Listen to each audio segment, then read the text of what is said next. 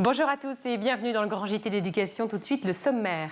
La crise de l'énergie touche aussi l'école avec des classes chauffées à 19 degrés seulement pour faire des économies. Eh bien, de nombreux parents sont inquiets. Alors, quelle réponse doit apporter l'école? On en parle tout de suite avec nos invités. C'est un apprentissage parallèle à celui proposé par l'Éducation nationale. Dans le Grand JT, zoom sur le co-schooling, autant dire la co-éducation. La blogueuse Alexandra Fontanelle sera avec nous pour présenter son livre. Et puis enfin, dans Quoi de neuf sur les réseaux, Mickaël Dorian reviendra sur cette crise de l'énergie. Vous allez voir que cela a donné de l'inspiration aux tweetos. Mickaël Dorian qu'on retrouve tout de suite pour l'actualité en bref.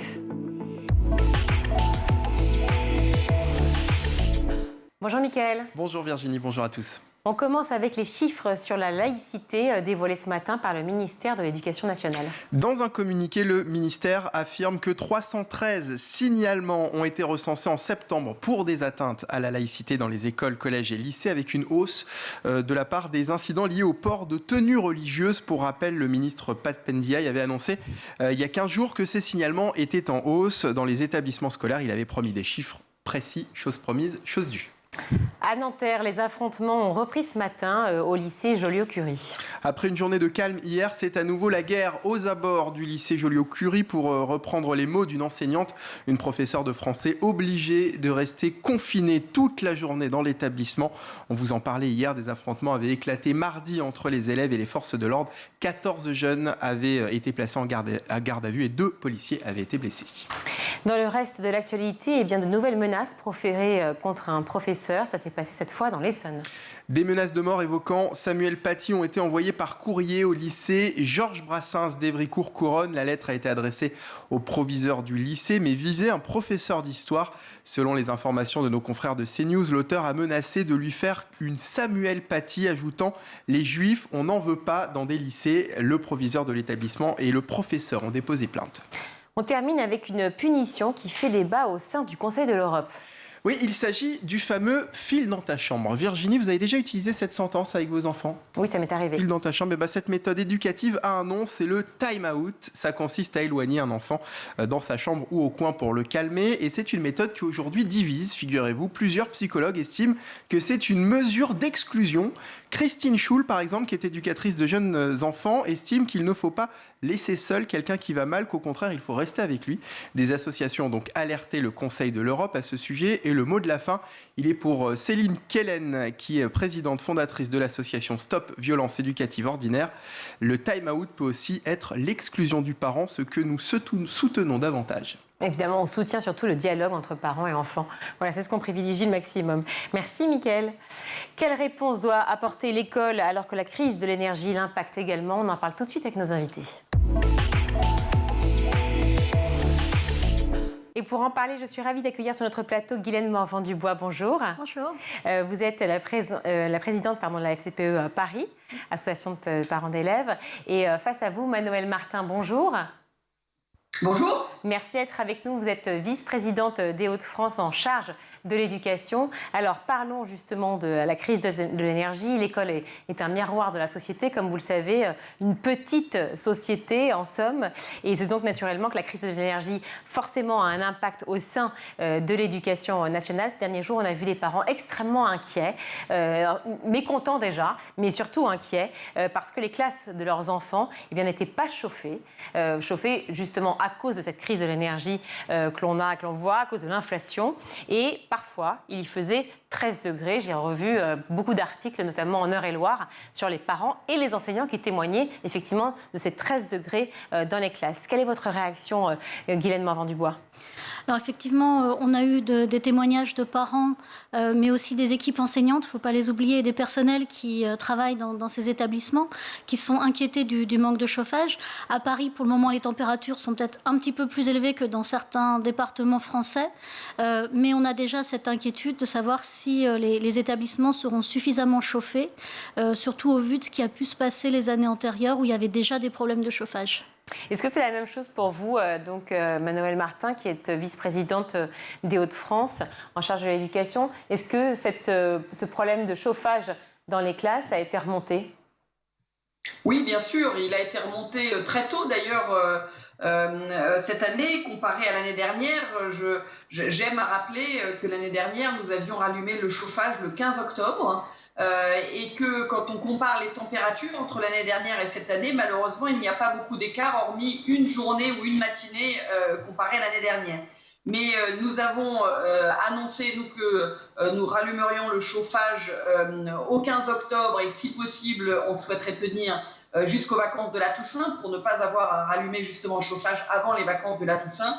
Nous avons fait 2 exceptions. La première dans les internats que nous avons rallumé déjà depuis plusieurs jours et également dans les logements de fonction qui sont dans les établissements que nous avons également rallumé il y a quelques jours. Alors je vous pose la question à toutes les deux déjà sur les bonnes conditions pour pouvoir étudier. Est-ce qu'il y a un seuil? Est-ce qu'il y a un texte déjà, tout simplement, un texte légal qui légifère sur la température minimale d'une salle de classe, Manuel Martin? Alors, il n'y a pas de texte, il y a des recommandations. Maintenant, nous avons annoncé, c'est pas si simple que cela, parce qu'on peut pas dire c'est telle température partout, parce que c'est pas simple. Justement, j'aimerais comprendre. C'est pour ça qu'on fait cette émission. Un cadre. Et dans ce cadre, nous avons de notre côté annoncé que nous maintiendrons à 19 degrés dans les salles de classe. Alors, 19 degrés pour les maintenir, je rappelle quand même qu'on sort d'une crise de Covid. Et je dis on sort, le mot est pas vraiment tout à fait réel, puisqu'on est extrêmement inquiet de ce qui va se passer dans les prochains mois. On n'arrête pas de reparler d'une énième vague. Donc, on sait qu'en fait, on doit aérer normalement les salles de classe le plus souvent possible, et si possible, avant et après chaque cours. Donc, ça veut dire que la température, elle est fluctuante en permanence. Est-ce que vous êtes inquiète, Guylaine Morvan-Dubois, aussi pour ces raisons-là? Alors, nous, on est inquiète des conditions dans lesquelles le chauffage est fait, effectivement, puisque on sait que dans beaucoup d'établissements, en particulier dans les gros établissements de type lycée, le chauffage n'est déjà pas homogène. On a certaines classes qui sont surchauffées, d'autres qui sont très froides. Donc il faudrait déjà commencer par avoir un système de chauffage plus efficace et mieux réparti. Ça, c'est le cas depuis très longtemps. Ça n'a rien à voir avec la crise de l'énergie. C'est le cas depuis très longtemps, mais là, en baissant le chauffage, on risque de se retrouver avec l'essentiel des classes où effectivement il fait trop froid, où les élèves ressentent un mal-être.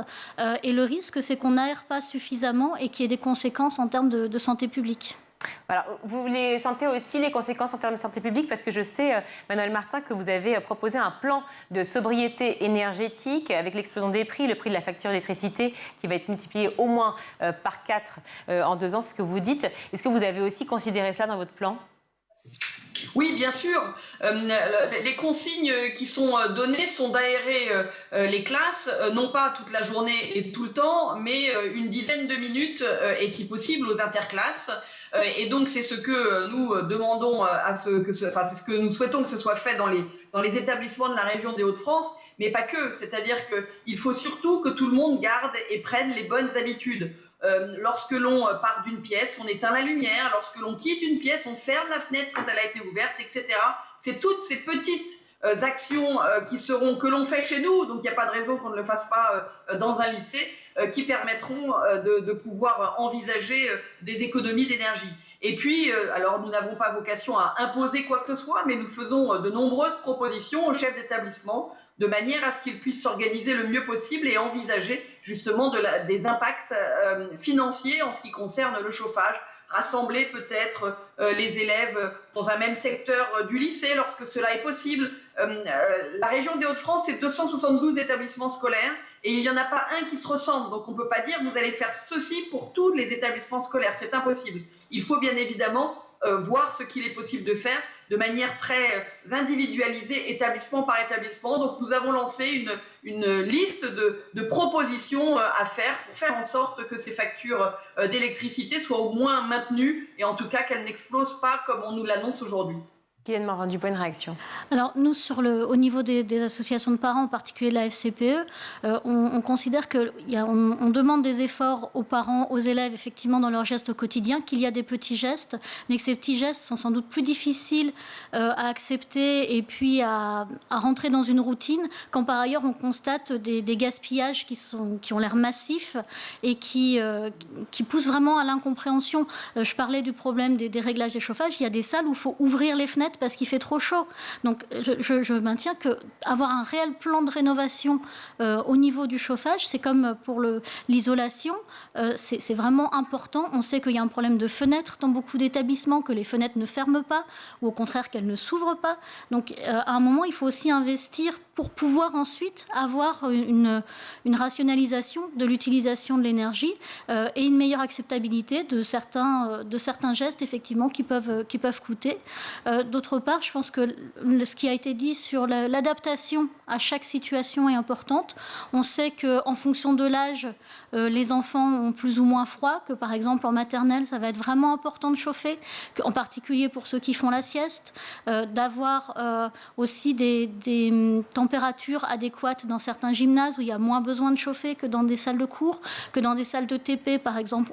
Comme on bouge, on peut avoir une température un peu moins forte que dans des salles où les élèves sont statiques et n'ont pas le choix, parce qu'arriver sur sa chaise au bout d'un moment, quand il fait trop froid, on n'arrive pas à réfléchir.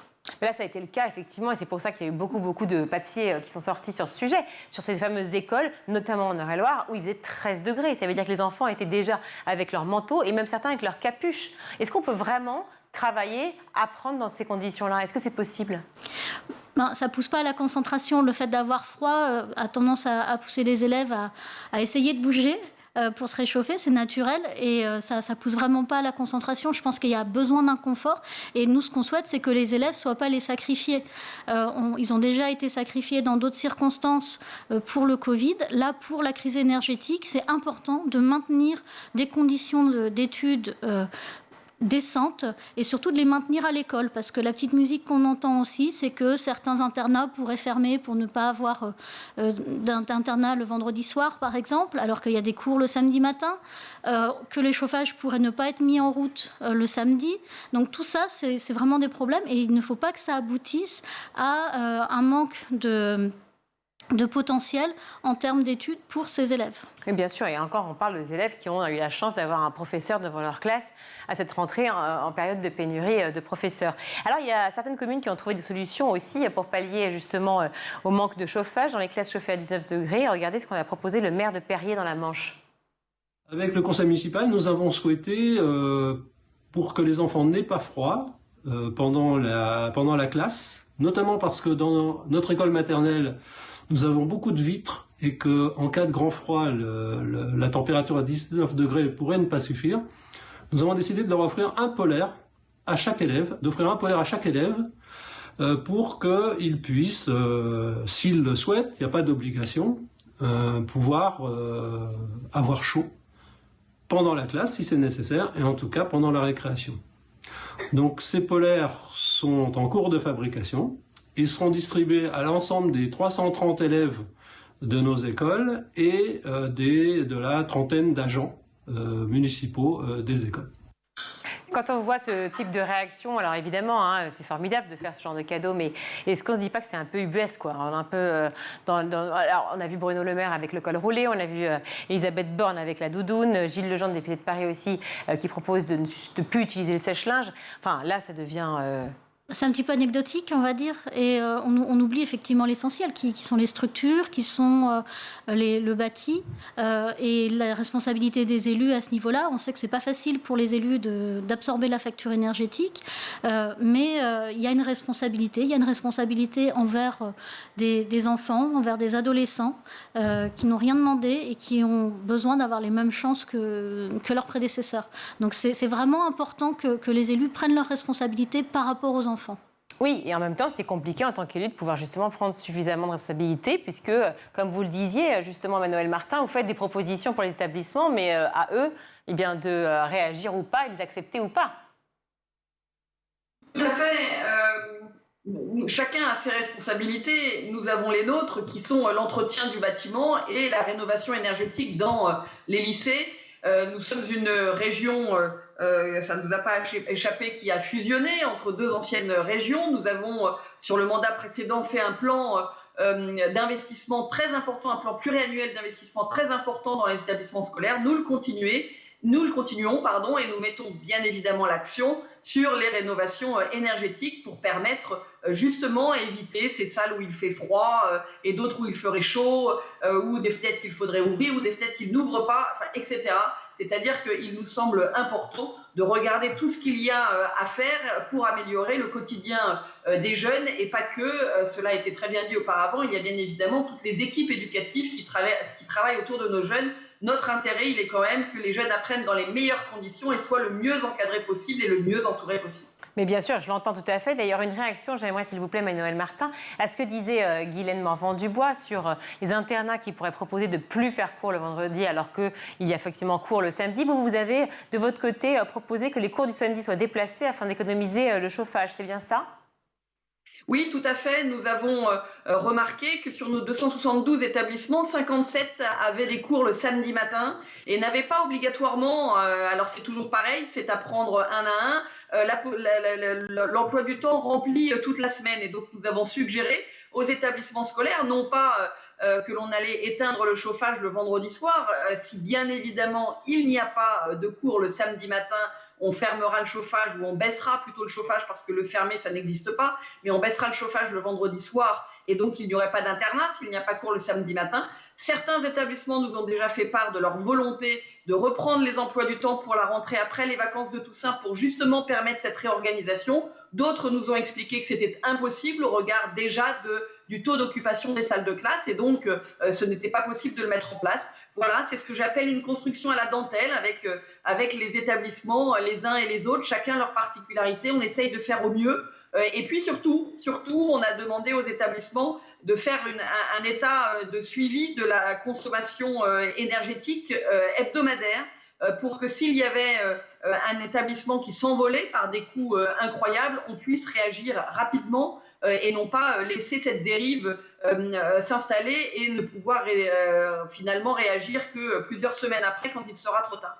Compte tenu de la situation de l'école aujourd'hui, de l'éducation de manière générale, de l'épuisement psychologique, moral des professeurs et des chefs d'établissement aussi, d'ailleurs, des parents, des élèves, enfin de tout le monde finalement, face à toutes les réformes qui ont eu lieu, face à cette crise du Covid, face à cette rentrée Parcoursup, la pénurie de profs, enfin tout ce qu'on sait, est-ce que ce n'est pas encore un poids supplémentaire sur les épaules, et bien justement des chefs d'établissement, de ces professeurs et de toute la société finalement entière qui certes doit prendre ses responsabilités, mais qui est peut-être un peu exsangue, voilà, de manière générale.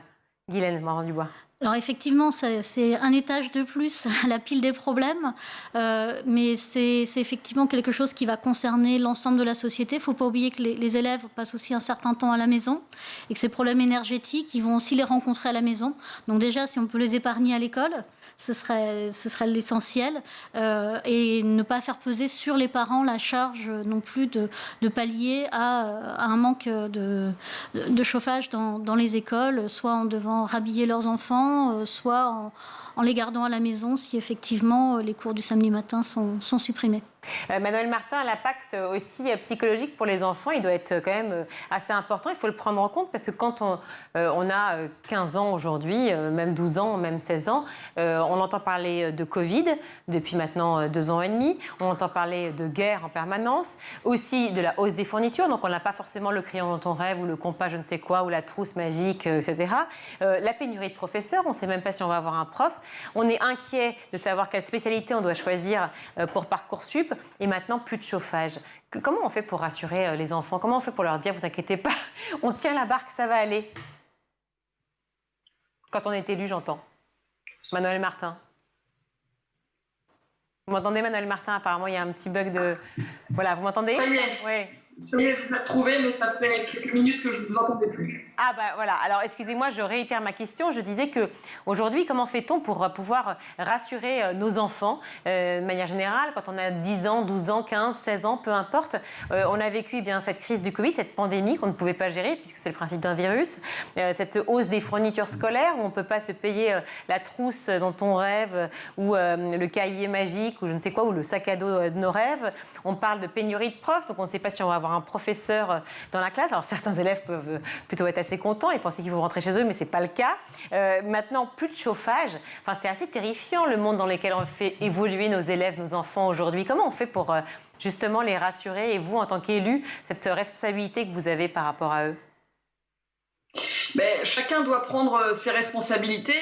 Dans la région des Hauts-de-France, nous essayons d'accompagner les familles le mieux possible, notamment au travers d'une carte Génération Hauts-de-France qui nous permet d'accompagner financièrement les familles à la rentrée scolaire avec un montant qui leur permet d'acheter du matériel scolaire.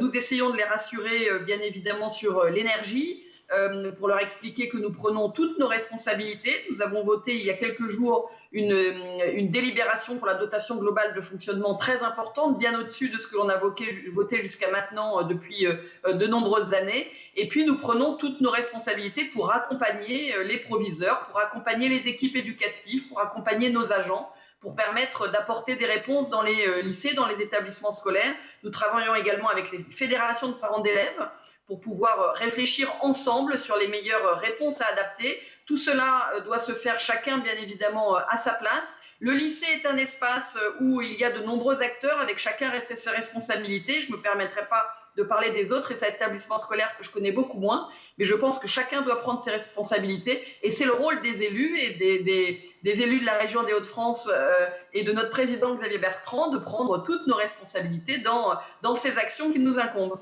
Alors Guylaine Morvan-Dubois, vous êtes à Paris, hein, c'est pas les Hauts-de-France, mais c'est pas si loin, c'est tout près. Vous êtes, je le rappelle, présidente de la FCPE, donc à Paris. Est-ce que vous vous sentez soutenue par les élus, pour le coup, de la région Île-de-France? Alors sur la région Île-de-France, le dialogue est un peu compliqué entre les fédérations de parents et la région Île-de-France.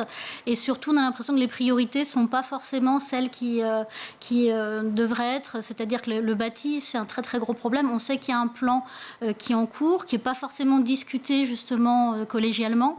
Mais c'est vraiment pour ça qu'on insiste sur le bâti. En région parisienne et en Île-de-France plus généralement, le bâti, c'est un énorme problème. Il y a un passif qu'il faut absolument éponger. Et je voulais aussi intervenir sur la responsabilité des élus pour les transports scolaires, qui sont aussi une compétence régionale. On sait que la crise énergétique touche aussi les transports scolaires. Et là, je pense qu'il faut vraiment que ça devienne une priorité gouvernementale de maintenir les transports scolaires. Oui, 2 ans que j'ai même entendu ce matin une pub de Pôle emploi sur les transports scolaires pour devenir chauffeur de bus scolaire. Donc, comme quoi, c'est effectivement devient vraiment un sujet important. L'autre enseignement qu'on peut tirer sur cette crise de l'énergie, c'est que donc il est urgent d'investir, comme vous le dites, dans le bâti, dans le développement durable pour les écoles. Manuel Martin, je crois que vous avez mis en place, en tout cas, l'idée de couvrir les lycées de panneaux photovoltaïques. Bien cela? Tout à fait. Nous avons voté une délibération il y a plusieurs mois. Nous ne savions même pas que nous allions être touchés par cette crise énergétique, où la volonté était de couvrir certains lycées de panneaux photovoltaïques afin d'alimenter, en tout cas d'avoir une nouvelle source d'économie pour nos établissements scolaires. Nous avons lancé cette opération dans 5 établissements scolaires de la région, 1 par département, parce que nous souhaitions ne pas trop nous emballer dans la démarche, mais plutôt d'être sûr que le système fonctionne bien. Il s'avère que depuis cette crise énergétique nous a rattrapés. Nous avons de nombreux établissements scolaires qui nous demandent s'il est possible d'envisager cela. Nous allons réfléchir du coup à un partenariat public-privé pour voir s'il n'est pas possible de regarder comment couvrir les lycées. Alors nous rencontrons de nombreuses difficultés si nous sommes dans un secteur sauvegardé, mais également les structures des établissements, toutes ne permettent pas d'absorber des panneaux solaires. Donc nous travaillons activement pour permettre à nos établissements d'avoir un mode alternatif. Il y a aussi d'autres solutions comme les réseaux de chaleur aussi dans les communes sur lesquels on peut venir se brancher et permettre à l'établissement de se chauffer autrement. Nous essayons, en tout cas nous ne fermons la porte à aucune possibilité pour permettre d'avoir des alternatives à la situation qui se présente aujourd'hui. Et puis, nous espérons aussi que les prix annoncés finiront par se stagner et peut-être même diminuer et pas être à la hauteur de ce qui est annoncé. En tout cas, on le souhaite pour nous permettre justement financièrement de pouvoir absorber cette situation. Alors souvent, c'est en temps de crise qu'on prend conscience effectivement des problèmes qu'on rencontre. En l'occurrence, là, c'est des problèmes de porte-monnaie importants puisque l'inflation est là sur les coûts de l'énergie. Je parle de l'essence, évidemment, du chauffage, de l'électricité de manière générale. Là, est-ce que c'est aussi une prise de conscience qui doit être réelle? Peut-être pas pour les plus jeunes qui, j'ai l'impression, sont extrêmement évidemment soucieux de l'écologie, du développement durable, mais peut-être pour toute cette génération qui est peut-être la nôtre, hein, ici sur ce plateau, se dire, est-ce que vous faites face encore à des parents ou des enseignants ou des élus de votre côté aussi, Manuel Martin, face à des gens qui n'ont pas forcément conscience de l'importance de l'urgence climatique, sauf à y voir les problèmes de financement au quotidien, en fait? Alors, au niveau des parents, je pense que pour beaucoup, comme dans la population générale, il y a une prise de conscience de l'urgence climatique, bien aidés par leurs enfants, qui sont en général très au courant et souvent très militants. Donc c'est quelque chose qui rentre dans les conversations quotidiennes entre parents et enfants. Mais effectivement, l'idée, c'est quand même de pas sacrifier les enfants et de peut-être faire des efforts ailleurs, de répartir autrement la charge, mais d'épargner, on va dire, les enfants. Un dernier mot, justement, Manuel Martin, sur le sujet?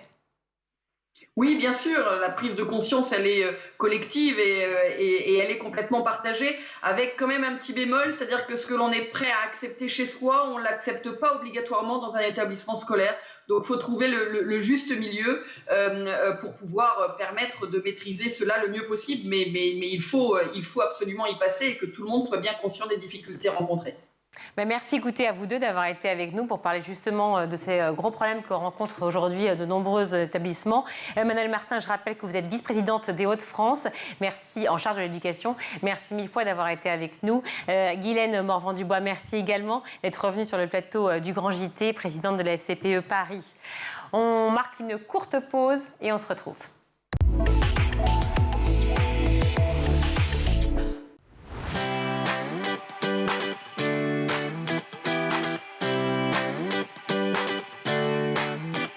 Chaque jour dans La Quotidienne, je reçois un invité pour parler d'éducation sans langue de bois. La Quotidienne, c'est l'émission qui partage avec vous des clés de compréhension et des pistes d'action. Tout cela avec une formidable équipe de chroniqueuses qui vous parlent nutrition, pédagogie, littérature jeunesse.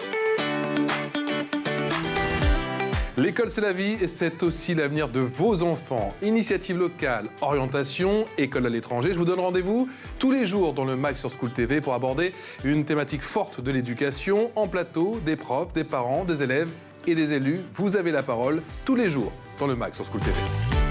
Le numérique ouvre le monde des possibles. On se retrouve tous les jours dans l'école du futur pour s'inspirer, pour décrypter la tech, le numérique, l'histoire, l'art ou encore les sciences, toutes ces matières qui nous permettent de mieux comprendre le monde de demain.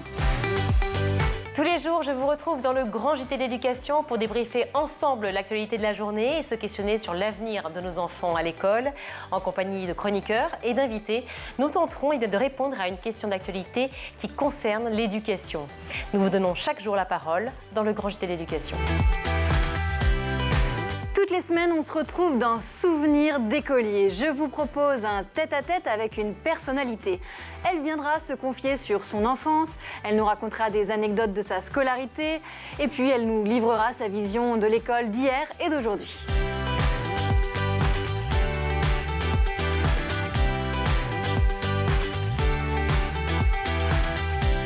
School TV, imaginons ensemble l'école de demain.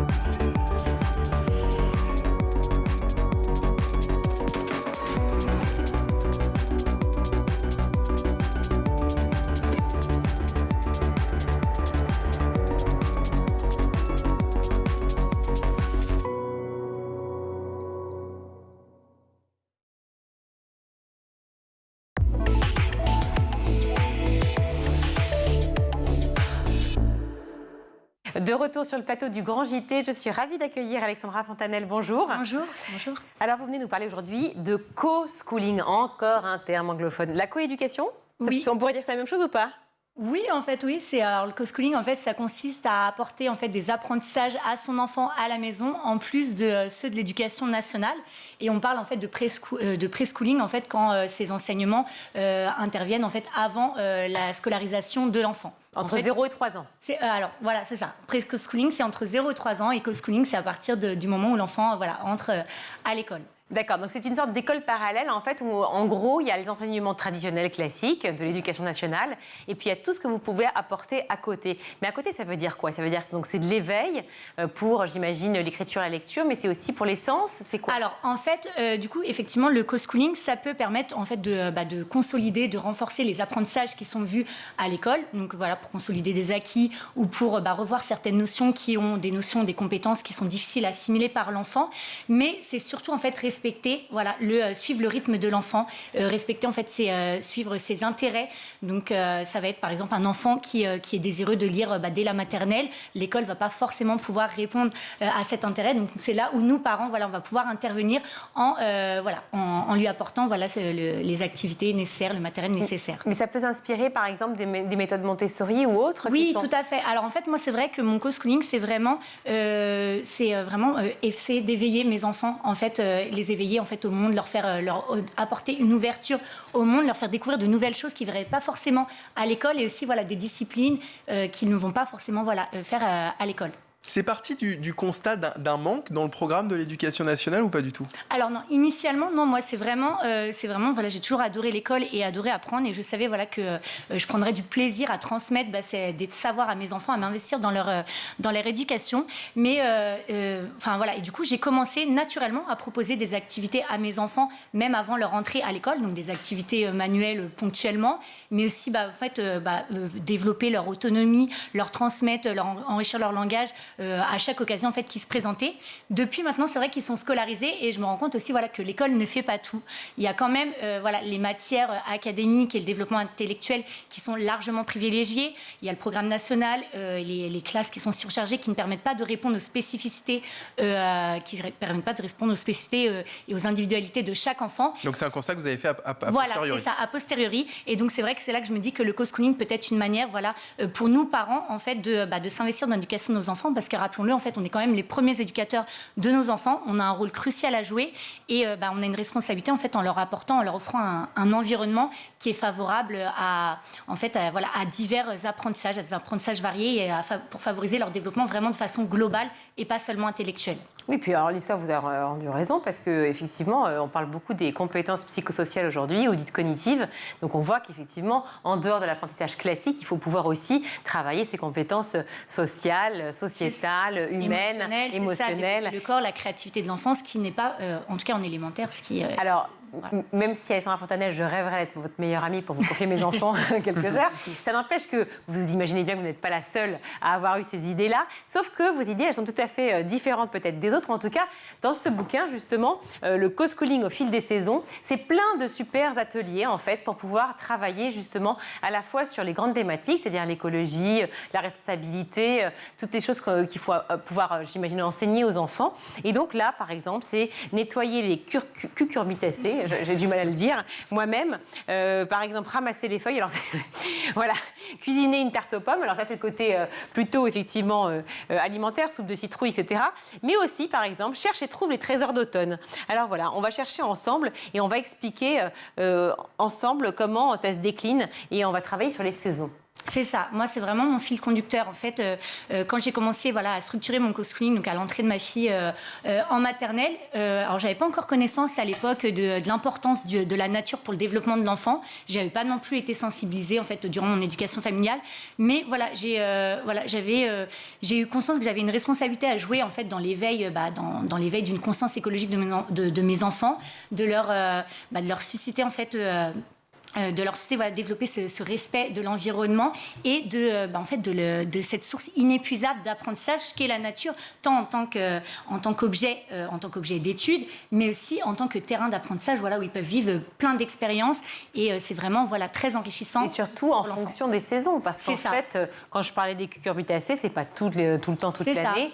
Par exemple, les fraises, si vous faites quelque chose, c'est pour aussi leur expliquer qu'effectivement, les connecter au rythme des saisons, exactement, les connecter, prendre aussi conscience du temps qui passe. On ne mange plus des fraises toute l'année. Voilà. Donc ça, c'est... Si possible, non, on ne le fait plus. Ce serait bien d'être responsable par rapport à ça. Jeu de son d'automne, par exemple. Donc là, on le voit en fait, un but direct et indirect pour l'enfant, travailler la conscience phonologique et le repérage auditif des sons d'attaque dans les mots, par exemple. Alors, par exemple, effectivement, donc moi, c'est vrai que je privilégie, comme je disais, surtout les disciplines, en fait, ce que les enfants ne vont pas forcément voir à l'école, donc les expériences sensorielles, les mini-mondes de l'imagination. Mais à côté de ça, je fais quand même des fois, je vais renforcer développer certaines compétences plus académiques. Donc là, en l'occurrence, on est dans de la phonologie, mais toujours par ce biais, par une approche ludique, en fait. Une approche ludique, sensorielle, avec de la manipulation, où l'enfant va vraiment être acteur de ses apprentissages.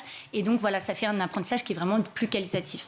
Ça ressemble à un livre de recettes, C'était fait exprès? Alors l'idée, oui, c'est en fait de faire une sorte de guide en fait pour les parents qui veulent, soit qui veulent juste piocher, chercher des idées d'activités pour occuper leur enfant, le mercredi ou le week-end, mais aussi pour les parents, qui veulent, construire un co-schooling un peu plus structuré et faire leur propre co-schooling. Les recettes de l'éducation réussies. Alors là, c'est le co-schooling, mais on a parlé tout à l'heure du pré-schooling, donc de ce qui se passe entre 0 et 3 ans, ou peut-être 6 mois et 3 ans. Est-ce que les parents sont les premiers éducateurs?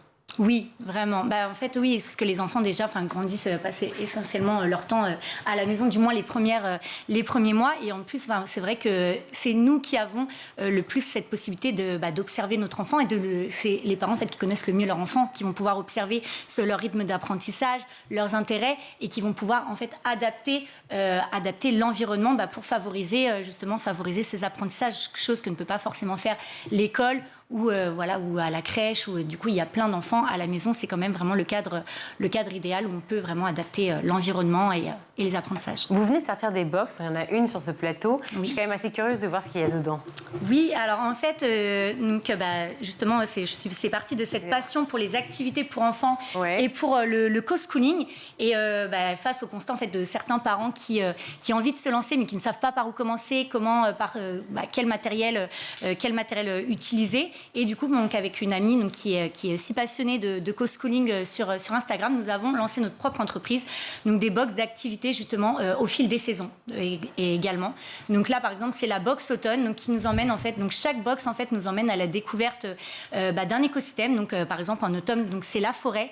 Donc l'enfant va pouvoir du coup à travers 10 activités et tout le matériel nécessaire, découvrir en fait la forêt, sa faune, sa flore, de façon sensorielle, naturelle, ludique et voilà, c'est vraiment proposer aux parents de partager vraiment un moment de qualité avec leur enfant autour de la découverte des saisons. D'accord, alors là je vois, donc il y a de l'herbe, effectivement, plein de feuilles, donc c'était d'expliquer pourquoi. C'est ça, donc en fait les enfants créent, l'idée à travers ces 10 activités, c'est à la fin aussi d'avoir, de créer un petit monde sensoriel de la forêt, donc reproduire un petit, un mini-monde de la forêt, donc il y a des petites figurines à l'intérieur pour jouer, donc l'idée c'est aussi de favoriser le jeu libre, donc il y a des activités, donc les 10 activités c'est des activités qui vont être encadrées, mais au final, après l'enfant va aussi pouvoir faire du jeu libre, puisque, rappelons-le, le jeu libre est également très important en termes de développement de l'enfant est tout aussi bénéfique que les activités encadrées. Le jeu libre, vous voulez dire qu'en fait on leur donne par exemple cette box et ils en font ce qu'ils veulent? C'est ça, exactement. Voilà. Là on repeint entièrement la chambre. Avec le sable, l'herbe, la terre, enfin tout. Ça peut arriver. La même chose. Ça peut arriver. Bon, on a quand même fait justement une boîte avec des rebords pour éviter un peu les débordements. Mais oui, non, vraiment. Mais même moi, j'ai envie de tout mettre en dehors de la boîte. Oui, après on a des tapis aussi. On a sorti aussi des tapis, justement, d'un tapis de la forêt où justement l'enfant peut sortir les éléments de la boîte. Vous avez sorti des aspirateurs aussi pour après? Non, on devrait pas. Alors là, on a un herbier justement qui fait partie de la box. Et ce fameux herbier, on le voit, c'est assez bien fait. Dessine la feuille où trace son contour. Donc voilà une feuille dessinée ici. Fais-la apparaître avec tes pastels. Et là, on voit en fait effectivement un très beau dessin d'enfant qu'apprécie beaucoup d'ailleurs Agathe Delanoë qui travaillait avec moi. Elle me le dit à l'oreillette. Le châtaignier là, magnifique. On n'a pas encore justement la feuille de châtaignier parce qu'elle n'est pas apparue dans la box. Oui, en fait voilà, c'est après l'idée, c'est aussi vraiment d'inciter les enfants, les parents en fait, à emmener leur enfant dans la nature pour justement mener en fait les chercher, collecter des petits trésors de la nature et faire les différentes activités. Parfait, bah écoutez, ça me paraît super chouette. Merci beaucoup. Moi, je les laisserai donc demain de 14h. Non, mais vraiment, c'est génial. Vraiment, bravo pour vos idées. Merci beaucoup. Là, vous avez vu la taille du livre. Donc, vous pouvez imaginer que vous avez largement de quoi faire pour les quelques années à venir. Jusqu'à leur bac. La danse, les jeux de son. Oui, jusqu'à leur bac, voilà, c'est ça. Les paysages d'automne, lecture vivante, la soupe de citrouille, la boîte à bris d'automne. Enfin bref, il y a tout. Cuisiner une tarte aux pommes. Ça va, ça va à peu près. Enfin voilà, plein d'idées. Super. Merci beaucoup, Alexandra Fontanelle, d'être venue. Donc, merci à vous. Je le rappelle, Co-Schooling au fil des saisons. C'est aux éditions La Plage. Merci mille fois d'avoir été là. Merci. Je crois que c'est à vous, cher Mickaël. Oui. Allez.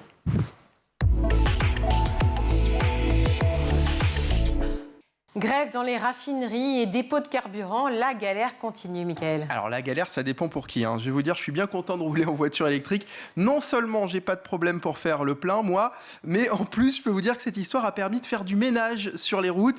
Qu'est-ce que ça roule bien en ce moment, Virginie? Il est content.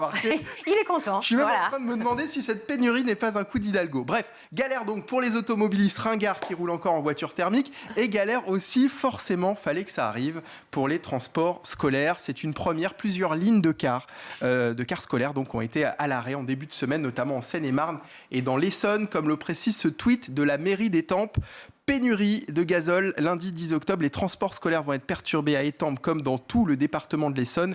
Les cars bleus d'Île-de-France expliquaient dans un autre tweet ne pas pouvoir assurer le fonctionnement de la majorité de leurs lignes, n'ayant pas été approvisionnés en gazole. Nous vous confirmons que nous ne pourrons pas assurer ce lundi une majorité de nos lignes. 90% de leur réseau était à l'arrêt en début de semaine. C'était lundi.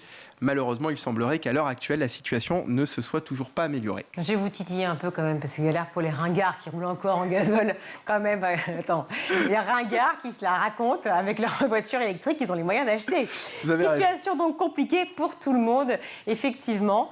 Dites-nous tout. Oui, et vous avez bien raison de dire pour tout le monde, Virginie. Regardez cette vidéo TikTok largement partagée ces dernières heures.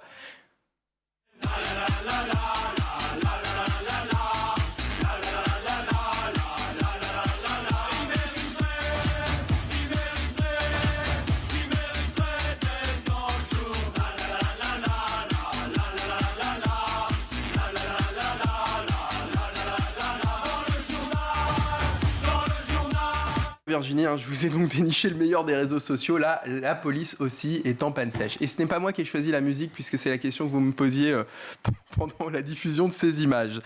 Les pépites, comme on dit, en cette période de pénurie de carburant, on commence avec ce tweet sur les Français et le travail. Regardez, les Français ne veulent plus travailler, mais les Français font la queue un dimanche sur leur temps libre pour mettre de l'essence à 1,70 € dans leur voiture pour aller travailler la semaine. Ça m'a fait rire. On continue avec cette idée de cadeau pour Noël. C'est dans 2 mois. On peut commencer à y penser. C'est la Miskin Box. Et si vous offriez du rêve à Noël, un plein d'essence valable dans 1240 stations en France, surtout que parti comme c'est parti, à Noël, on y sera encore. Alors, il y a évidemment ces longues queues interminables dans les stations essence, et certains demandent des conseils avant d'y aller. C'est normal. Je pars chercher une station-service pour faire le plein. Du coup, j'ai besoin de 2-3 conseils. Vous prenez à manger pour combien de jours? Un sac de couchage en plume d'oie est-il suffisant? Faut-il être armé pour défendre son jerrycan? Ça s'écrit un J d'ailleurs, jerrycan, je précise. Ça fait des blagues sur l'essence, mais en dictée, ça fait beaucoup moins le malin. Lui, il fait le malin en revanche, il m'a fait beaucoup rire. Regardez, j'ai de l'essence, de la moutarde et une PS5. Et puis autre chose, Virginie, vous savez que je suis un grand fan de Retour vers le futur. Oui, évidemment. Évidemment, la vidéo la plus partagée d'ailleurs sur les réseaux sociaux le week-end dernier était d'ailleurs celle des retrouvailles des 2 acteurs Michael J. Fox et Christopher Lloyd à New York. Et donc, clin d'œil forcément. Vous allez où, Doc? En 1985, pour faire le plein de ma voiture, Marty. Voilà. Pardon pour cette imitation. Non, mais je crois que j'aurais bien aimé en fait que vous soyez filmé au moment où vous la faites, parce qu'on ne voyait pas votre visage. Non, mais c'est tant mieux. Vous pouvez me la refaire? C'est tant mieux. Je voudrais terminer avec une blague surtout, Virginie. Alors, je sais que c'est plutôt Loïc Landreau, les blagues, mais celle-ci est mignonne. C'est une blague sur l'essence qu'on m'a racontée. Vous savez ce qui s'est passé après? Non. J'ai ricané. Ouais, ben voilà. Merci beaucoup. Merci, Mika. En fait, j'aime beaucoup quand vous faites vos chroniques, mais les blagues, on les laisse à Loïc. Vous ne voulez pas? Quoique, je ne sais pas s'il est meilleur que moi. Bref, tout de suite, les meilleurs de School TV, c'est le Zap avec les meilleures blagues de Loïc et de Mickaël Dorian.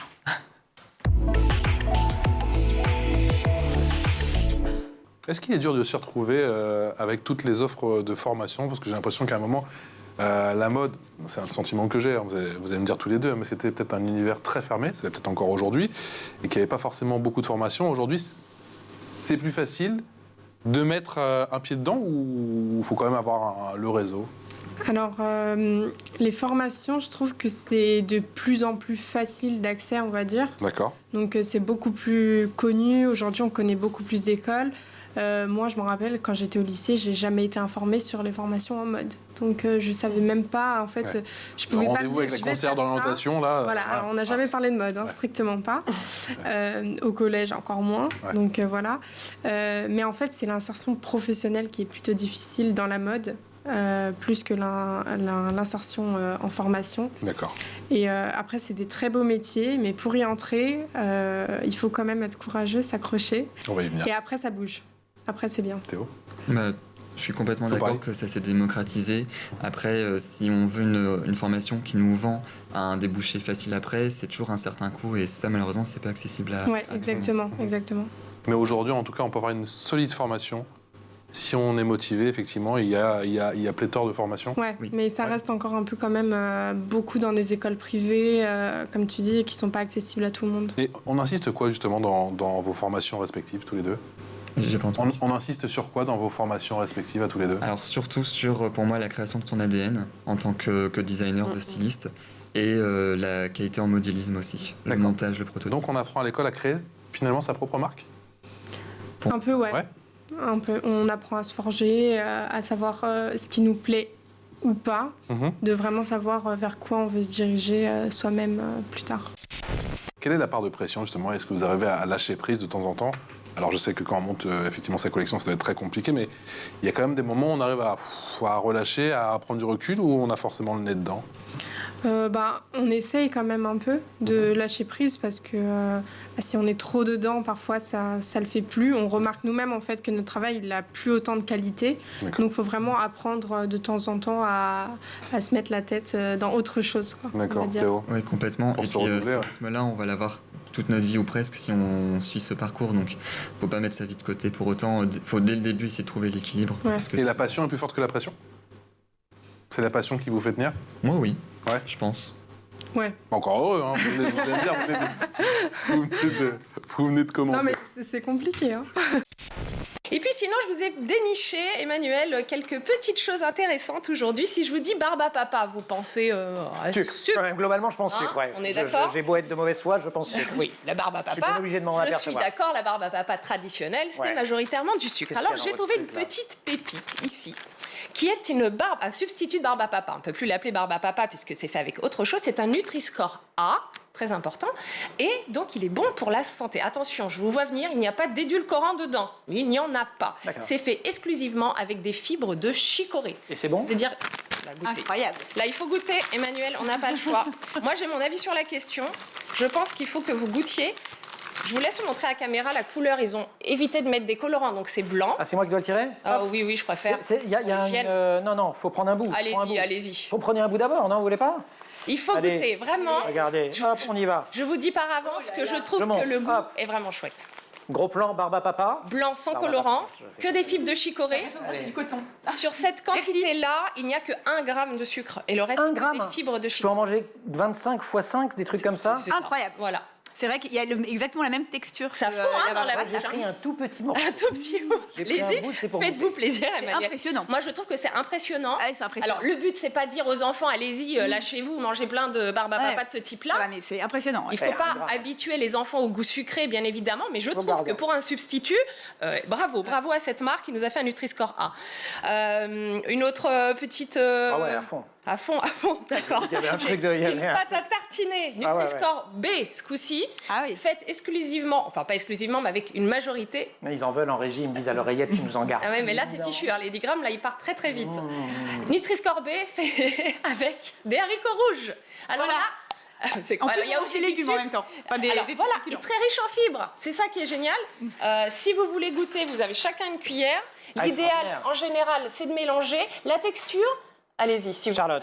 La texture est beaucoup plus dense. Je vous accorde, et vous allez me le dire après, que au niveau... C'est pas la texture du... On est d'accord. Le goût est aussi un peu différent, mais je veux bien avoir votre avis. Mais je trouve ça très intéressant d'avoir autre chose que ce dont on a l'habitude. Encore une fois, l'idée n'est pas de dire aux enfants, gavez-vous de ces produits-là, on ne va pas les habituer au goût sucré. On se gaffe pas. Alors là, on est sur une autre texture. C'est différent. On s'écarte un peu plus. C'est bon.